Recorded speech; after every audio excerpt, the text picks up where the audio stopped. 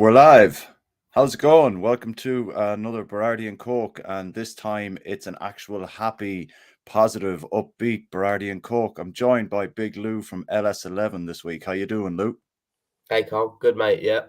Good stuff. Good stuff. We've got a few comments in the comment section already. We'll get through those as well. Keep them coming in, and we'll just get this show on the road. Lou, be back in a minute. Hi, this is Don Matteo, and you are listening to the Orta Know Better podcast. Let's do this.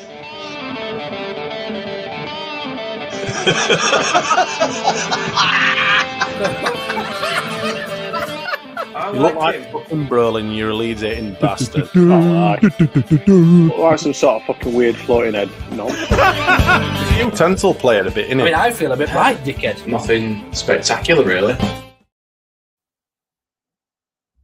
Lou, it's the first time in a long time that we've had that intro where Jay has gone nothing spectacular, really. And there literally hasn't. But this week, it's a bit spectacular this week. Finally. First win since April, wasn't it? Something like that. Oh my God. Wolves away was our last win. Yeah. Still leaked a few goals, but, stuff to work on. But Ipswich are going to be... Well, they're getting a lot of praise at the moment, aren't they? So it seemed like it felt like a big statement win, didn't it? Like the squad's gone from looking really thin to all of a sudden having everyone back, loads of options, and them actually firing all in a game as well. I don't know about you, but I think Rote's goal pleases me more than anyone. Pretty much, he's not had it easy since he's been here, and a goal I think might kickstart him, get him going a little bit. Basically walked through their entire defence and put the ball in the corner. Lovely. Man, it was an absolutely sweet turn in such a tight space. The way he it was more of a drag pass to himself than it was anything else. And I thought, Jesus, like that's the player we kind of bought back in January that actually we wanted to produce. And like you said, I'm delighted for him, to be honest with you. He's had a tough old time of it. He's got a lot of shtick. He's had 4 different managers to try and work under and impose how he plays and whatnot. And he maybe finally has the manager in Fark that can actually get that out of him. Yeah, it seems to work. The offensive stuff's obviously flowing, isn't it? If we can tighten up at the back, I'd much rather be winning games 4-0 than 4-3, but we can't have everything. And at the end of the day, that's 3 points. It gets us going, and the only way is up now, really. Hopefully, and we have got good players there. Like Joe Rodon at centre back is really he's slotted in there and he looks solid, doesn't he? Sam Byram has been a lot better than I think a lot thought he was going to be. So if we can get that sorted out, we still look very vulnerable, don't we? And it is a bit worrying. Do you think is that down because like Rodon and Strike for me? I think Strike has started to come back into his own playing at centre back, and I think a lot of that might have had to do with having the likes of Rodon beside him, who's got that. He's an international and he's a level above, like in my opinion, and I think that partnership could work long term. It's just where do you fit Charlie Cresswell into that, But it's the right partnership, isn't it? Like for all the options we have, Rodon and Strauch seem to be it's the right call. Cresswell will still get plenty of game time, It's. I still worry about the right back position, but there's been a few links with Jed Spence, and I think that could be a decent option if we can get something done over the line. I mean, obviously, I think we're in the market for one. It might not be sort of spoken about outwardly, but we were in for Max Aarons, and that nearly happened, and he would have 100% started at right back, I think. And would have sort of left Ayling behind a little bit, but it didn't happen. So interesting to see what happens before the end of the window. Yeah, it will be interesting now, if I'm honest. Like there was, like you mentioned there, Jed Spence. I thought I saw someone on Twitter tracking a flight from London there. I thought, Jesus, that's really clutching at straws there now, hoping that that's what's happening. But the way the business has gone so far, it seems to be very much under the radar. Like everyone, like last week, there was a rumor that Fark didn't want Pirro because of something that had gone on, and you're kind of like, well, if rumors like that are coming out, then where are they off to with them? You know, it's difficult. I like that we don't know anything, but it's frustrating at the same time. Yeah, I mean, with the all of us can't wait for the transfer window to end, but it's actually been fairly exciting and positive towards the end of it. How many times have we heard like the name Glenn Kamara? That's obviously crept up again today, and you know, maybe that's going to happen. You know, that's our number 8 right there. It's good. We're in the market for the players we need. Joel Perreault scored a tap in yesterday, but you can look at it like that, or you can look at it that he was in the right place at the right time, which is exactly what a 9 does. So, you know, there's no way on earth a sensible, level-headed bloke like Daniel Farke who's gone, nah, Joel Perreault, not interested.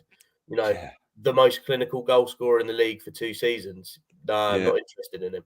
Nah, wouldn't have been a thing, would it? Yeah. No, I think you're right there, Lou. I think the way we've kind of gone about things has been great, but like we'll try and get into some of that a little bit later on, just to kind of finish off a bit, just to get people's opinions. But we'll go on about the game a little bit more. But we've also got the man Johnny Brown here sitting in the studio. We'll bring him in. Morning, gents. How you doing, Johnny? You all right? Yeah, not so bad. Yourselves? Doing okay, man. Doing okay. Not too bad at all. How did you find the game yesterday, Johnny? Did you go or? No, I didn't go. No, nah, I can't get tickets for away games these days. It's a nightmare. But now I've watched it on the visual audio. Visual audio. But yeah, it was a good game. I thought it was an entertaining game, real good game. Yeah. So, but I think we looked a class above. I think in terms, certain times of the game. But yeah, played well. Yeah, I quite enjoyed how we took the game to them, considering that they were on a buzz from last year. They hadn't lost at all this year. I think they only lost. Was it they drew 4 games at home and only lost 1 last season or something? Yeah. So that's a phenomenal record for a home team to be kind of sitting on top of. And the way we've been kind of looking recently, you wouldn't have put us down to go and win 4-3, let alone 1-0. You know what I mean? So no. There's a lot of positives to take from yesterday, isn't there? Yeah, that front four was scary. Yeah, yesterday. Yeah. That will destroy teams. I think that. Yeah. We all forgiven him then. He scored now. Oh, I've always rated him. Loved him. Always loved him. Nah, I think he's still got a long way to go. Personally, I still think he'll go. Personally, I agree. I think one of him or Sinisterra will still be out the door, but it was about maybe sort of dampening getting some water on the fire and sort of ironing all that out until before the game, and they've both contributed now. Sinisterra is a slightly different thing, but we can either keep going on about this and be the toxic fan base we are, or we can go, right, he's 19 years old, he's been poorly advised, let's move on. It was always going to take a goal for us to go, and in the end, every goal that we scored was important because we love leaking goals too. So let's move on. And if he stays, he's going to score. He's going to score between 10 and 15 goals. He's going to score. You'd say the same. You know, Perreault, you're looking at your 75 goals that Farke wants to do it there. You know, like so these are important sort of couple of weeks so that we know what we've got, because we'll not. These guys are going to score against the supposed best teams in this league. I don't know what you boys think, but I still feel like we'll just sort of be in and around the playoffs rather than this whole top 2 sort of hype. I think after September, once everything's settled down, we know who's got. Then we'll go from there. I think the season starts from September for me. Yeah, no, totally agree. But what I'm seeing through not watching highlights of Southampton or Leicester games, but they seem to be getting it done 2-1. They seem to be scoring their winners between 80 and 90 minutes and just winning games. That is what we need to do as well. We need to be, how many times did we score like late winners when we won the championship? A few years ago. That's what we need to be doing, because that's when I think we'll get an idea of whether or not we're going to be, knocking up there at the top rather than, third, fourth, fifth, sixth, even seventh. Yeah. I think Christmas is when we start to judge normally where we're going to kind of look at. But like you were saying, Johnny, the season does start once September gets out of the way and the transfer window closes and that. But in relation to how we're playing and how we're looking, I think it's still early days. We have definitely got one of the best front four in the league, without a shadow of a doubt. If we can hold on to them, then, like, I don't want to say HMS pissed the league or anything like that, but you kind of have to look at what you were saying, Lou, and going, top six isn't out of the question. Yeah. They're all cliche analysis, punditry things, but we have an identity. We have a style of play that that seems to be working, and this is without some of those players that were playing. Dan James has started really well this season. He wasn't playing yesterday, so the whole team seemed to sort of be on board with this, which is really important to have a full squad where we're like, okay, so Sinistera's got another ankle injury. Dan James comes in for him. We've got quality all over the park. And that's really promising. In that, it's baffling that we had this thin squad and we've had nobody on the bench that we could rely on, and then all of a sudden we've got this big squad and a decent bench, all because a few. It's just crazy, and potential more incomings as well. So it can only get better. Like it's mad that you say that as well, because I don't think we were very lucky in previous games that we've played. The likes of Cardiff, we were fresh out of the box really under Fark in our first competitive game there, and we did get caught a little bit, and there was things to iron out, but we were, with the chances we created with the players that we had on the pitch at the time, and how thin the squad essentially was, I feel we were very unlucky to lose the game we lost against Birmingham and to draw the games against West Brom and Cardiff. We had that same squad from yesterday would have battered West Brom. We should be on 10 points now. Yeah, without a doubt. But look, hindsight's a great thing. So we'll just we'll carry on anyway. I just want to touch on the Ampadu and Gray kind of partnership that seems to be forming in the middle. Obviously Gray is a young fella. We don't expect him to do 40 odd plus games, but do you think, is it something that Fark might consider if we can't get anyone in? Like, we're looking at Kamara, he's an 8, so it wouldn't be replacing Gray. You'd be looking at the likes of O'Brien to come in and potentially replace Gray in that formation, perhaps. Yeah, you can't expect him to play 46 games, I don't think. No, we don't want him to. No, you'll burn him out. So I think you need a squad. You got to that's what good teams do. They build squads. Yeah, exactly. We need that. We have midfield. We haven't got no proper backup really. I mean, not particularly. Shaxs is great. He's a good little. He'll run around, but nice little assist yesterday. It was, yeah. But I know we like to overhype our academy products, but Archie Gray's special. He's a special player already. I mean, you can tell by just his temperament, his awareness in the middle of the pitch, to play in the centre of midfield at that age and look that good just says it all. That sprayed pass from well inside the own half out to Sinistera yesterday. For the Pro goal, I think it was absolutely pinpoint pass, just brilliant. And it was just that's all you need to do.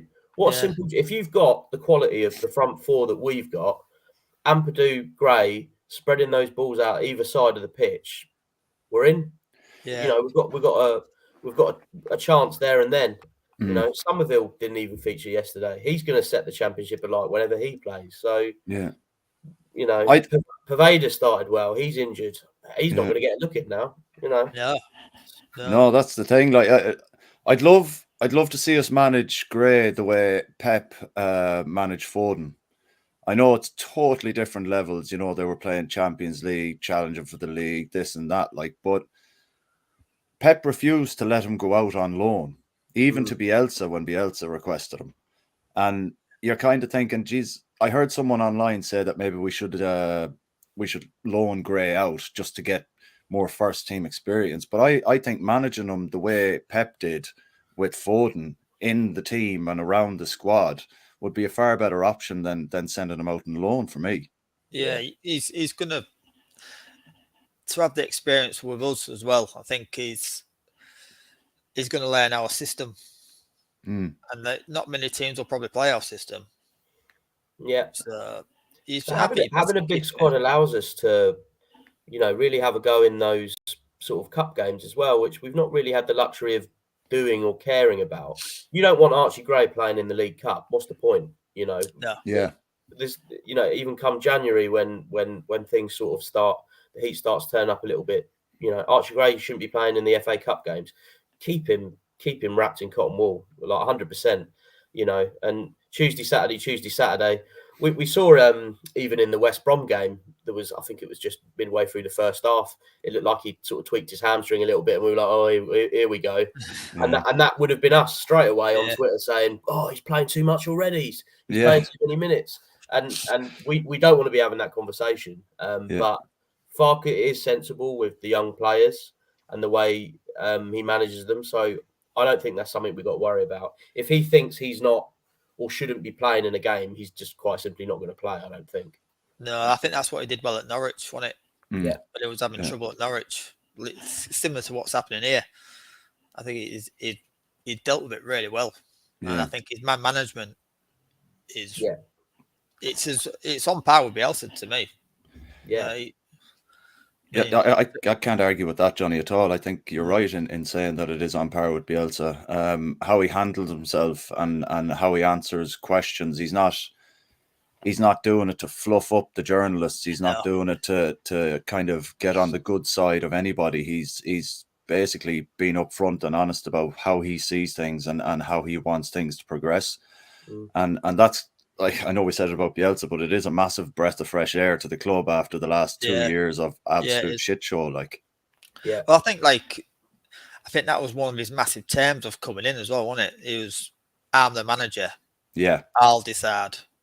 That's what I seem to like about the transfer policy a little bit here as well, because like it's the players he wants. It's not somebody giving him the players. Yeah. He's wanting these certain players. He absolutely sees everything as well, Farke. Yeah, you know, he almost knows how the fan base are going to react to certain things. And like, as an example, Cody Drama yesterday playing out of position, gets pulled, it gets yanked off at half time and replaced. One of the first things he says in his press conference is, you know, I played him out of position.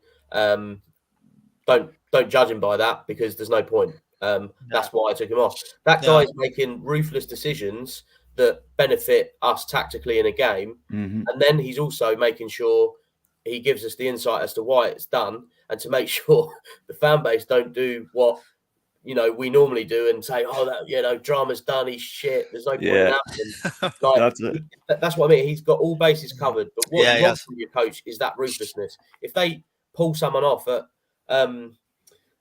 half time, you're like, well, you know, you back the decision, because it's like, well, it seems like you know, it's for a good reason, basically, rather than it being. Yeah, nobody questioned Bielsa when he did it with Phillips.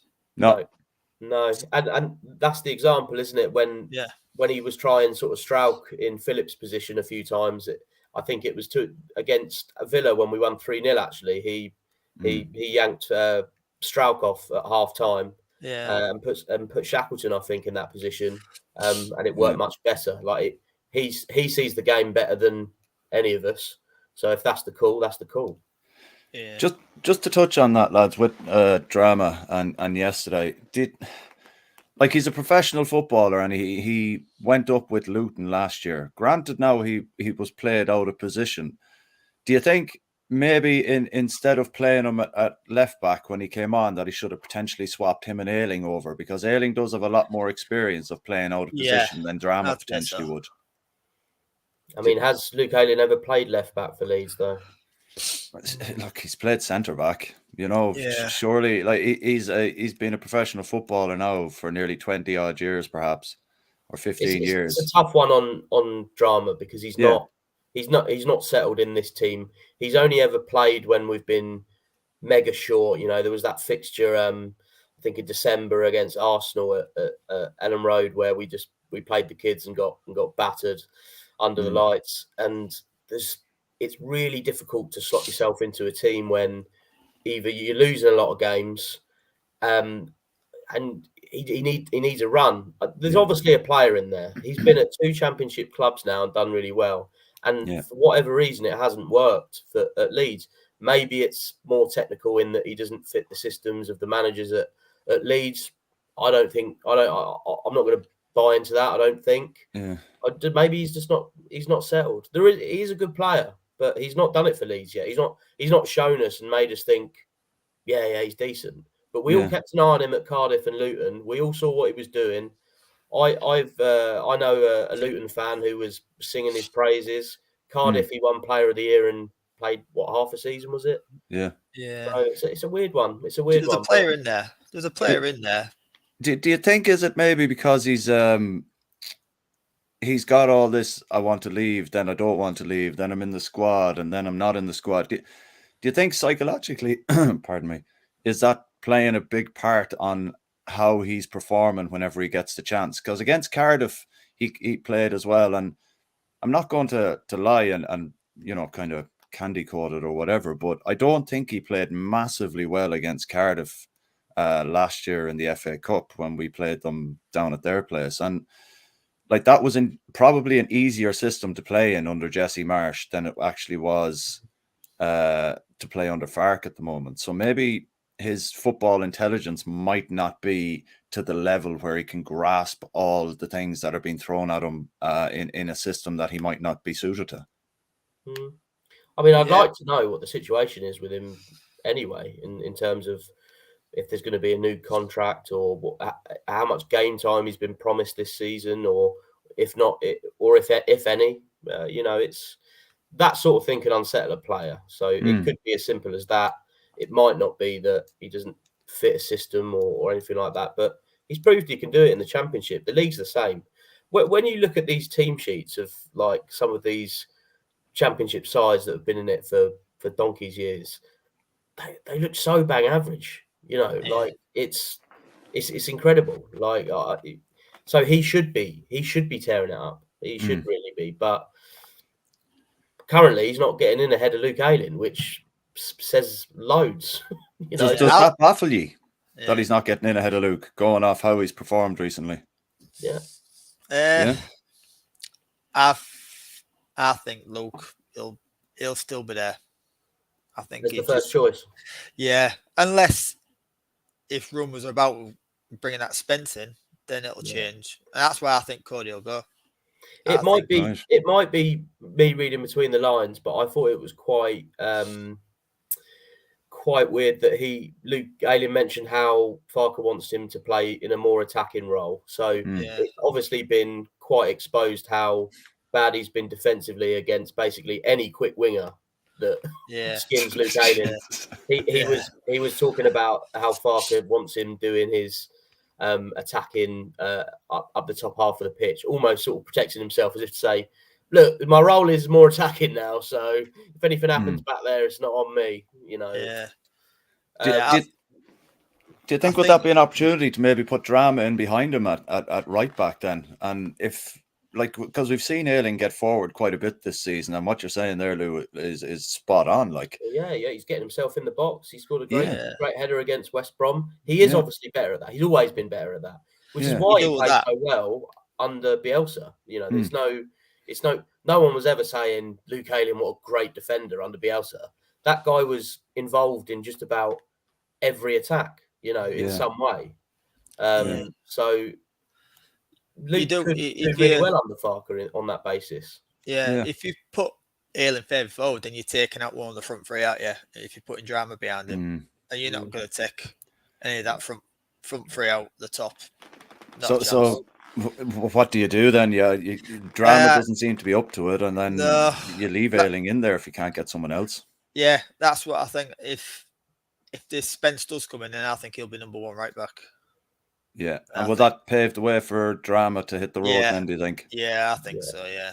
And let's be honest as well, lads, that Firpo will be first choice left back when he comes back. I think so as well. Yeah, I do. We've heard about that. You see, funny enough. I think he wants a new right back, and they're waiting on Firpo to come back, and he'll be the left back. I'd be surprised if we bought a left back here now. Yeah, yeah. And then that's a shit hot team. That team yesterday is in a couple of positions. You as an example, Jed Spence right back. You got Firpo left back. The rest of that team stays the same, and that is a balanced side that's going to batter a lot of teams in this. We haven't seen no left backs linked by Taylor though, have we? Really? I'm just going to say that, Johnny. Yeah, not seeing any links at all. So and like what Phil said on his show, like. He said, didn't he say watch this space? Yeah, he said I won't rule that out. So right. They've been teasing us a lot, haven't they? These journalists, in that there's something cooking, but maybe the club has asked them to, be responsible with what they've been sort of joking amongst themselves almost that there's that they know something that we don't, sort of thing. The same with the Charlie Taylor thing, Phil pretty much just said watch this space, didn't he? Really, like But we'll get all this news off these in the nose though, don't we? Well, it's nearly back to school time now, anyway, Johnny. So they'll be all. None of them will have any time for it. Like, so we'll have to take over. We'll have to take over, lads. God, the amount of people I've muted on there. It's like, God, shut up. Mad. You don't know anything. Nobody knows what's going on behind them doors. Not at all. And I prefer it that way. I'd rather wait for the reliable journalists to then go. And we've been stung, with the Max Aarons deal and stuff like that. And it's like you don't want it out there. You want it like the Perot thing. I feel like we probably learned from that and maybe left. Took no chances. Smuggled him in the back door and just got the deal done. How quick was that done as well, though? Because the bid was in the morning and it was signed by, I think. Well, judging by the pictures, like when he was in the inside, it was broad daylight when he had his photos and everything done. So that must have been very, very quick. Yeah, I'd imagine so. And I think, like I said, they didn't want another Aaron situation, so they just pushed on, got it done. And it would have been one of those bottom half clubs from the Premier League sniffing around. Or well, apparently he had 3 foreign clubs. I think it was one of them was Atalanta, Fiorentina, and somebody else still trying to get in touch with his agent as he was driving to Ellen Road. Yeah, I saw someone tweet. Make sure you do the medical out the back of the North Stand. There's absolutely no signal there for his phone. I was like, yeah, that'll do. Yeah. Lads, we'll just run through a few comments here and you can give your thoughts on one or two of them as well as we fly along, all right? So if this works, hopefully. Paul Brennan, Kamara wants to come to Leeds. Danny, talked to Danny Rumsey, I think. Apparently should be done next week. How do you feel about that? Would you be all right with that? And then kind of sack the Lewis O'Brien rumours off then after that? We're not going to pay 10 million for Lewis O'Brien, so... Is that what you want for him, is it? That's what they want for him, allegedly. So, well, is that a kind of loan to buy obligation if we go up type scenario, is it? Possibly. I think obviously that would be, I think, a good addition to the midfield, because the more that we're packing the centre of the park, going back to what we were saying earlier, the less of a burden the season will be on Archie, and you can pick and choose when those games will be that he plays. Yeah.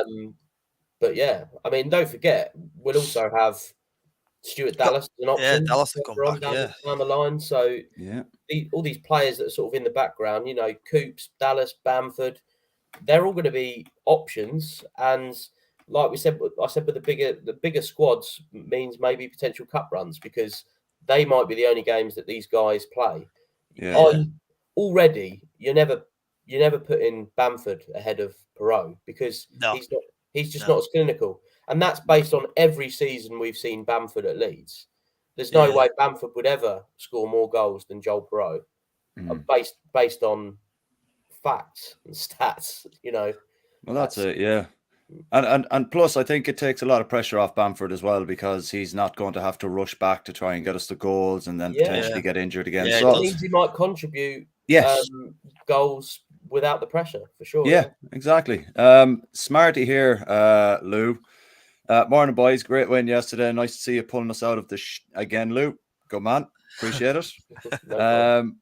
Paul Brennan here coming in again. It was a good away win at one of our bogey grounds. Joel Pro and Rudder played well with Joel Pro. Good partnership there. Yeah, can't disagree with that. It looked quite fortuitous. Rudder playing in his actual position as well. Just off that left. Every team in that league, who's going to have better service? If all those guys that play, who's going to have better service than Joel Perot? Yeah, he should get 25 goals if he stays fit. Yeah, I'd say so. Yeah.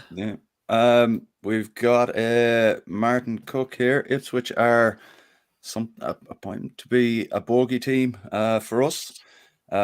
Great to hammer the Tractor Boys. My mate Dylan used to be their mascot. Oh, right, okay, nice one. We've got Matt Leeds here all the way from Australia. How you doing, Matt? You all right? Look at our attack when everyone is fit and everyone on the bench. We now have Puro, Somerville, Cine, Nando, Rudder, Dan James, Bamford. Even off the bench, we have players that can change a game. 100% agree with that. That's the key. That's the key. Yeah, we actually have quality coming off the bench as opposed to relying. It was 2 goalkeepers, Chris Moore, Lewis Bate, and a couple of others. It was against West Brom at home. It was depressing to look at that team sheet, wasn't it? I put my hand up to go on the bench as well. So desperate I was. Mr. Dodo here comes in with a good point that we were trying to make earlier. Just didn't know digits, Lou. 22 without a loss since January, and we came in and ruined it for them. Nice. Yeah, like that's the testament to me as to the work Fark is putting in and the players that he wants in. Is that we get none of us went there expecting that win yesterday. Let's be honest. I didn't. I would have been happy with a point. I would have took a point yesterday. I'd have taken a point yesterday. But then when I saw my lad's face light up when he saw the team sheet at 2:00, and he went, "Have you seen that front four?" I was like, "No." It felt like a big statement win. That was a Leeds United are here to compete in this league now. It was a big win, and the hype train of Ipswich is that they have potential for automatics. Even I've seen sort of around, and they have been a bogey team in the past, but you can tell the hype train by their attendances. I remember going to Portman Road in 2015 and after that, even where they'd have about 17,000 in their stadium. Leeds, obviously, a away section would always be full, but that was full yesterday. And Ipswich have been for a good few seasons. So that says it all. And I think they'd have proper fancied it against us yesterday. They'd have expected a win. Let's be honest. If we went into that game on the run they were on, we'd have been like, this is 3 points in the bag at home here. Just to touch on a point made earlier as well. Shackleton, the new Dallas, proper utensil player. That's one for Smarty. It's true though. How are we feeling about him? Because he's played left back, he's played centre, midfield, and he's played out wide as well for us in 4 games. I thought against West Brom, second half against West Brom, I think that's probably the best I've seen him play for us. He was all over the place. Fantastic squad player, though, isn't he? Yeah, really He's not a starting 11 player. No, but he'll give you his all. He'll proper give 100%. You wouldn't have said at the start of the season that Shackleton would have had more game time than Cresswell, and I say that on the basis they were both at the same club last season at Millwall, and he's really conscious. But he's the perfect Leeds United player, Shackleton. He Mm. runs all game, tries his heart out. To get an assist yesterday would have done wonders for him as well. Yeah. You know, like he looks on fire, really.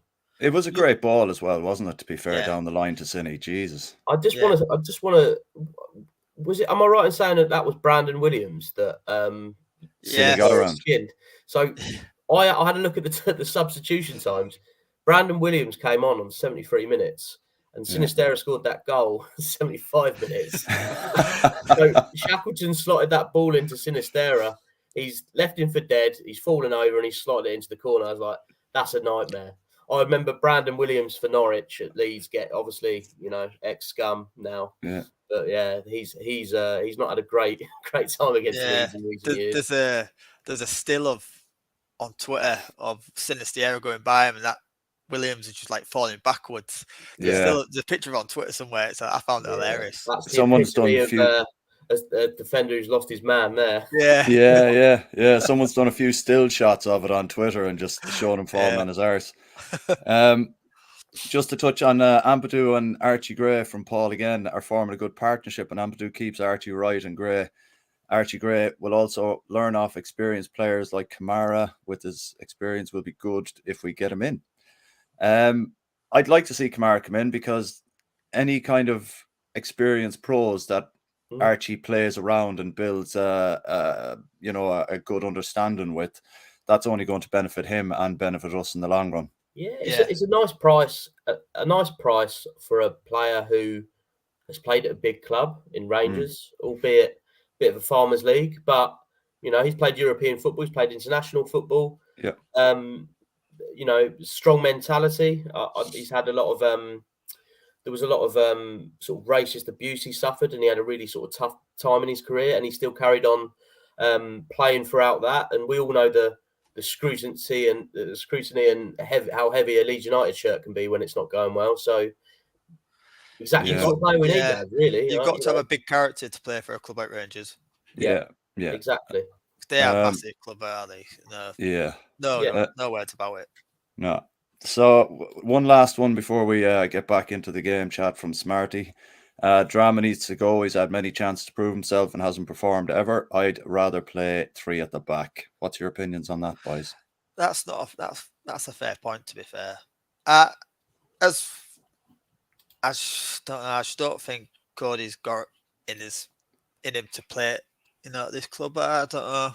No, he's not really impressed me, especially with all the hype about him. You know, how well he's done at Cardiff and how well he's done at Luton, but just can't do it here. I think, although I agree to a certain extent with Smarty there, all of those chances have all been very scattered. That is that. The difference is at Cardiff and Luton, he every time he was fit, he started, he played, he had a run of games, and I think maybe he's just one of those players that needs it, and that's not going to happen at Leeds. I don't think for him, he's not going to be like. If he was the starting right back for us at the start of the season, that's who Farker was sticking with and saying that's what he's going to do, then you'd probably see a gradual improvement. But he's not going to get that, I don't think. So, so he probably will have to. He'll probably will have to move on. Yeah, possibly. Paul Wilson makes a good point here, lads. With the goal yesterday, Leeds still think they're playing in the Premiership. It's actually the Premier League now, Paul. With the benefits of VAR, they need to play dirty. I want to discuss the first goal because I think your man was a million miles offside for that goal. He looked about 3 or 4 yards off. The Ipswich goal, the first one. For Rodon's own goal there. I think he was a good 3 or 4 yards off. There was no, I understood that Bryn Law was saying, we need to stop trying to play the offside. We're getting caught here and there. We need to stop playing so high up the pitch and this and that. But when you're looking at players, and it's quite clear that he's in front of our player. Yeah, it's hard to kind of criticize them for trying to play the offside when the player is that far forward and actually in an offside position, but we're not getting it. You know?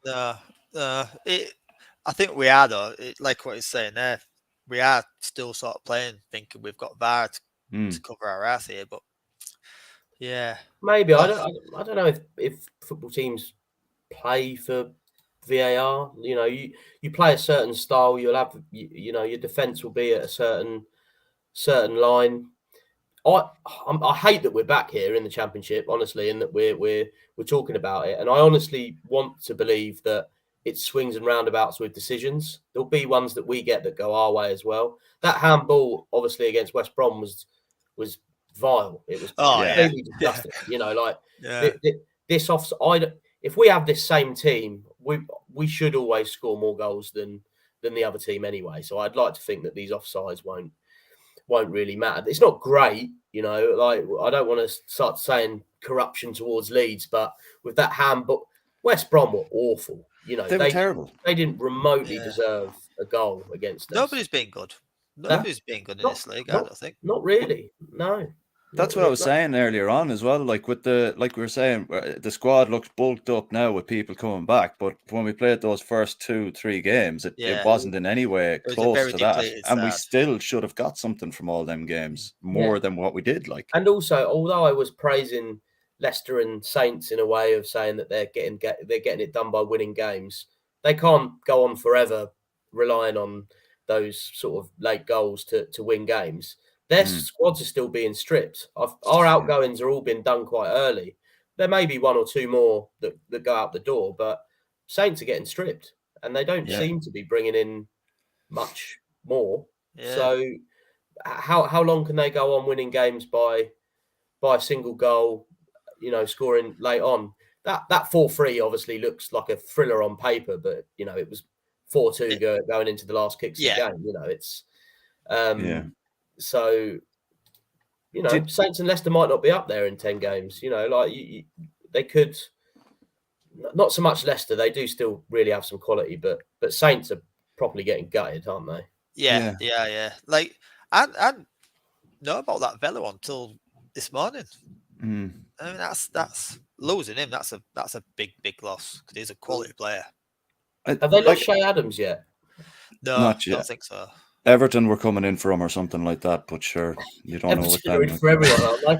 And like they haven't a bean to rub together, and they're in for absolutely everyone. They haven't scored a goal yet. No.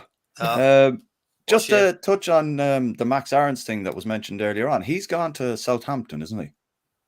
Max Aarons, no, he went to Bournemouth. Oh, he went to Bournemouth. Oh, right. What part of the world? Same, really, isn't it? Like next door. Yeah, I just think the likes of Max Aarons going down to Bournemouth and stuff like that, I think that's more of a I want to play in the Premier League move rather than a football career move. Sure. I think it's the same with Tyler Adams. He could have gone to any other club, like probably out of England and played at the top of the league, but that stinks that of lack of ambition. That for me, like with Chelsea, from Chelsea to Bournemouth, it's a bit, you know, like, that's still a weird move. I mean, we'll recover, you know, from that. He made his intentions that he was going to stay. That's the only thing that annoys me about that. You get all these players in the sort of the media days and stuff with the new shirts and everything. You think, oh, great, you know, Verba's going to be in there, Adams is going to be in there, maybe. Yeah. But maybe the way it's gone and all the sort of turmoil there's been in the transfer window, it feels like it's sort of heading our way a bit now. You know, we've got through the storm of everyone leaving and it feeling really bad to having just won a game, having a full squad with potential more incomings, feels like we're in a much better place. Like it's changed in a week basically, and it's pretty exciting, to be honest. Yeah, it's given us a lot of hope moving forward as to how we can expect things to maybe look. You know, like it even during the first season with Bielsa, pre-season, we were shocking, and no one expected what came against Stoke. And I think Saturday there now was kind of like our Stoke moment under Bielsa, with the right players in. Nearly the squad that he actually wants, you know, 2 maybe 3 players off the kind of squad he wants. That to me was a Bielsa kind of Stoke moment there yesterday, and long may it continue. Yeah, just want to ask you boys what you think about. I saw a clip, a still image of Nonto sort of crying and Somerville sort of consoling him.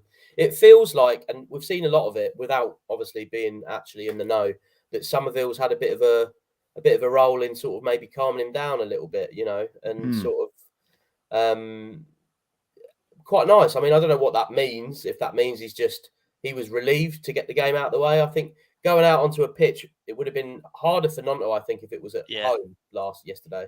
Yeah. But for him to go to an away game, I couldn't comment. Maybe Luke can give some insight on your pod this week about what sort of reception he got. But I think he was definitely relieved to get the game out of the way. That's for sure. I didn't hear any booing. Well, No. like I say, you don't really hear it though, do you, when you're an away game? The other thing is, it's weird because wasn't it Jesse Marsh or a few of them that was saying that Nonto was actually a good influence on Somerville when he came in initially. So maybe the roles have reversed there, and Somerville's gone, look, just get your head out of your arse a little bit. And they're clearly quite close, aren't they? Those two, and I don't blame Nonto for the whole. And it looks like it, did happen where they were out for dinner and it probably wasn't a good idea for Nonto to be posing with fans at that point. So I don't blame him for that, to be honest. No, I don't either. That agent has, he's got form for doing that with Zaniolo at Roma when he was there, trying to force his way out. It's exactly the same kind of process. Nonto probably needs some better representatives. Yeah. If Zaniolo and Nonto are the two biggest players on that agency's books, and Nonto's sky's the limit for the guy career-wise, he should be looking at some better representatives to give him some better advice, because what happened with Nonto was a complete shambles, really. Yeah. Yes, he played his part, but a stronger character and an older character would have said, no, I'm not going to refuse to play. That's ridiculous. Someone with a bit more steel would have said. It's been misadvised badly, I think. Yeah. Like, of course, we all have our right to our opinion on it, and he probably should have done it in a different way. But it's he needs to learn from this and go, who was actually at fault for this? It's my agent. Let's get a new one. Yeah, well, Ashley says right there. That's what he needs to do. Yeah, absolutely. Yeah. Ashley because they are the ones that actually caused the shitstorm. Yeah, and you don't. Whatever club you're playing for, you don't want your fan base completely against you. And any fan base is as fickle as the next. They'll forgive, and it had to be that he did it on the pitch.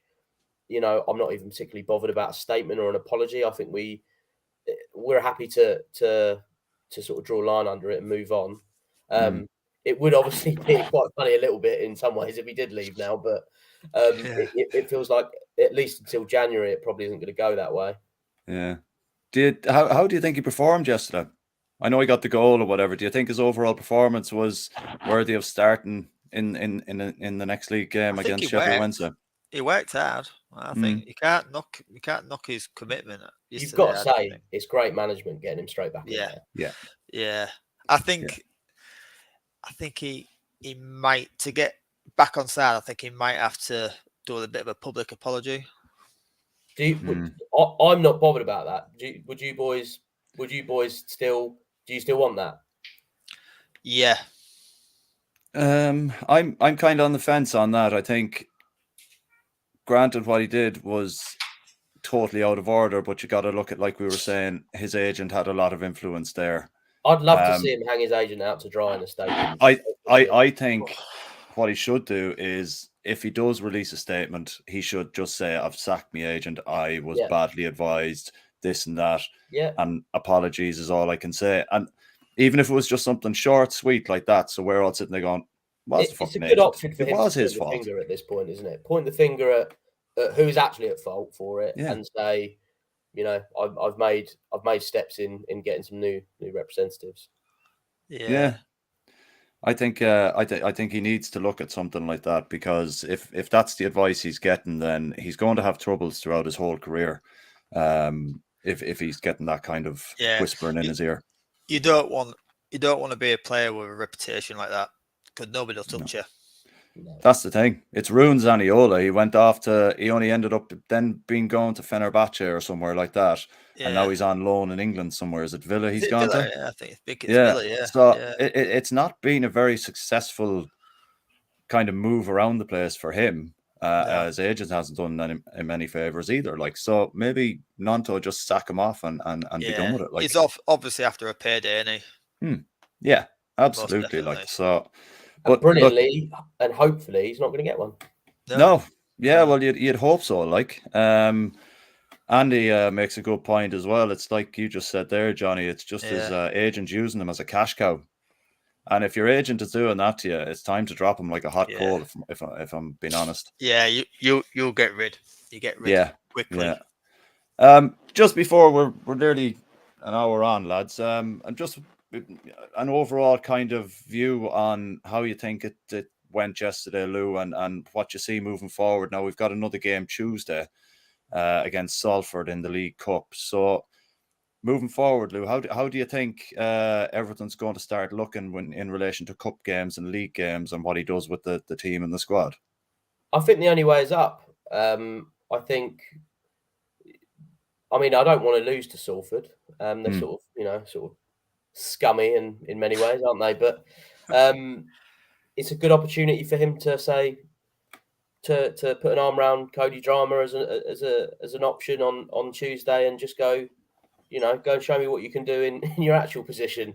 I think he'll probably still play quite a few of the lads that played yesterday to try and get build on the momentum from Saturday. But the only way is up now, I feel, for us. And certainly, like Johnny said, from September is when we are settled and when we can really push on. We're nearly at that point now. And getting that win on the board is massive. And if it's not like if that win was away at Sheffield Wednesday, who by all accounts look very, very poor, we've beaten a team that everybody's raving about. So that's a big deal. That's a big deal for where Leeds are at the moment. So yeah, I'm much more optimistic now. And good. We all have a whinge, but we can't moan about it yesterday at all. I think none of us expected it. Let's crack on. Yeah. I've still got the hangover for it. Yeah, I like what Lou just said. It's like a fresh start now. It's like get September, get to there, settle sad. Crack on. We will destroy some teams in this league because this league is poor. It doesn't feel as strong as it has when we were last there. Like when we played West Brom the other night, and my lad said to me, when we played West Brom previously back in the Championship, there was big games and there was a strong side, and there was awful, absolutely. It just feels like nothing changes. No, but the league hasn't got stronger. No. I wasn't like, I'm really worried about Jed Wallace scoring against us. I just wasn't bothered. Like, they've still got Karl Bartley and Alex Mauer who are both on the bench. It's like some things don't change, but these blokes get older. Yeah. Even Jukovic is still at bleeding Birmingham. Like when he came off the bench, I was like, how is he still there? It feels we've just gone back in time. Yeah, I think he joined them in 1996, didn't he? Yeah, something like that. He must be that old anyway. Yeah. Just to touch on one or two other things. I know we discussed them earlier on, and we did a bit of chatting about it. But ref was rubbish yesterday. They don't score their third if he actually called full time at the correct time. I did notice that, and I said to my brother when he was sitting here watching it with me, I was like, "This ref's going to play until they score again. He's actually going to play." And then 10 seconds later, 5 minutes, wasn't it? Stoppage time. Yeah. Well, it was 5 minutes, and then they scored in the 99th minute. So I know they're meant to add minutes or seconds or whatever for substitutions, but we're 4 minutes. We're just going to see more and more late goals this season because of what's happening. It's good for anyone with accumulators. But that's all it's good for. That injury time though is only a minimum, though, isn't it? Yeah, it's only a minimum of. So you can give or take a minute or so either way. Lads, this is never going to change. Like, refs are almost not even worth talking about. The officiating at just about every level of football is horrendously bad. Like the Championship, probably more so. the Premier League, even with the aid of VAR, it's almost more of a burden, and it does favour big teams, whatever way you look at it. Rashford took a dive yesterday. Yeah. Wolves didn't get a penalty the other day. That's already 2 big decisions. And that rat-faced idiot Fernandes still comes out and says, where's our apology for something that nobody's talking about because it didn't happen? So,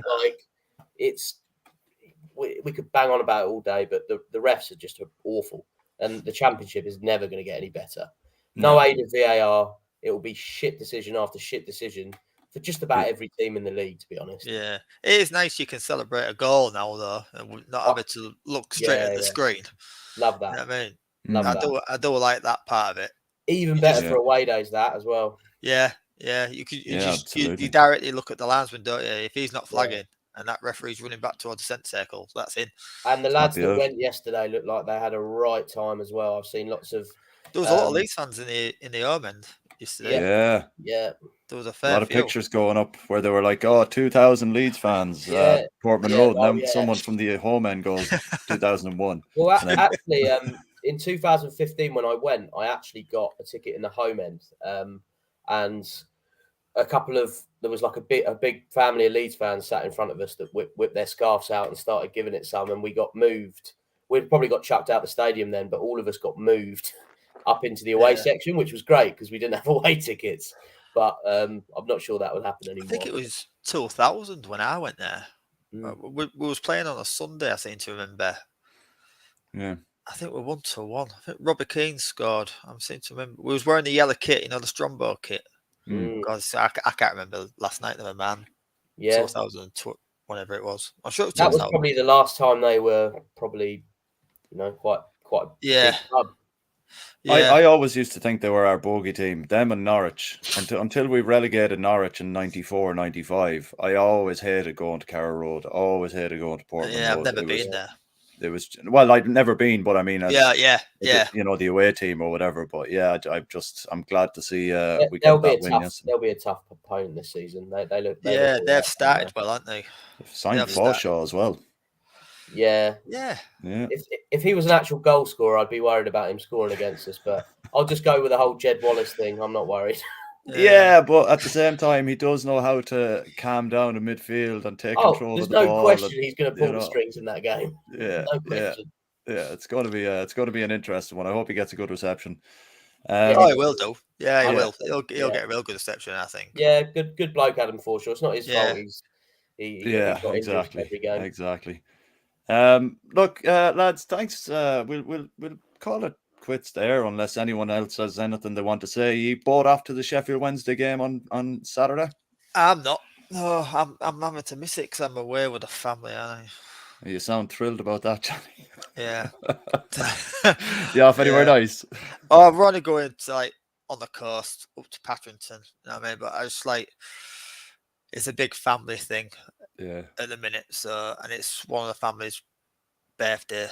So few cold tinnies, mate. You'll be fine. Oh yeah, I'll tip me fire stick and see if I can get it on. Get the visual audio, is it? Yeah, get the visual audio on. Yeah, that'll be. Is that Sly Sports? Is it? Yeah, something like that. Yeah. BBC Radio Leeds, isn't it? Something like that. Yeah. What about yourself, Luke? A few cans of Guinness and I'll be all right. Well, when my disastrous cricket season is finished, that's when I will next be at a Leeds game. I binned off my Ipswich away ticket yesterday in favour of playing some losing cricket for my club. So, yeah, poor decision from me, but I can't wait to get back. And it feels like I ain't seen you for ages, actually. Yeah, it's been a while now. Yeah, I'm definitely up for the QPR and Bristol City. We have 2 home games in a week in early October. I'm definitely there for both of those. Yeah. So I think we're playing somebody the day after my birthday, this year in October. So that's going to be a messy one, I think. Yeah, it's always a messy one when Leeds are playing anyway. Yeah. Lads, look, really appreciate you coming on today, saving my arse anyway. And well, you heard what Smarty said earlier, so I do appreciate it, lads. It's been a good old chat, and hopefully we probably do it again sometime. Yeah, anytime. Yeah, I'll try not to be hungover as much this time now. Oh, don't worry about it, man. I was like that last week. My head was about to fall off, like, so it's absolutely fine. I was really struggling this morning. I didn't leave here at bar till about 2:30, I think. Jesus, fair play to you for even getting up. Me and the dog just had a laugh. That's it. I mean, that's all you man's want. best friend. Yeah, she fell asleep, went to bed early, so I thought, right, I ain't got to bed yet. You know, because when you get in the groove, you got your music on. That's it. I thought that last can at 2:30 seemed a really good idea. Now. Yeah, I'd say it did. Yeah, much needed. It would have been the best one of the night. Yeah. Well, so it's the whole thing about if your team wins, that's it. Your mood. It does. Yeah, watching highlights, Twitter. Also, I felt that more. I think in the Premier League when you'd only win 8 or 9 games in the season, I'd want to make a proper night of it because you don't win. You don't win at all, really, in a long season. But we will obviously drinking will go through the roof if we win 25 games. Well, that's the first time I spoke to my missus on the Saturday for ages. That she knows to stay out the way. You know, you had a nice catch up, did you? Yeah. It's the first time I've seen him in weeks. You can maybe you ball next weekend on Tuesday, maybe. Yeah. That's Oscar, that isn't it? That one. Yeah, I believe so. Yeah. So then, I'll then next Saturday. Yeah. So, cool. Well, lads, thanks again for joining me. I'll leave it there. We've done an hour. Thanks everyone for all the comments. Like, subscribe. I don't know, hit the bell button, do all the things, and share and retweet and do whatever. We'll put it up on the socials. Lou, thanks again for coming on. Johnny, absolute pleasure. Cheers again, boys. No problem. And I'll catch you in a few seconds.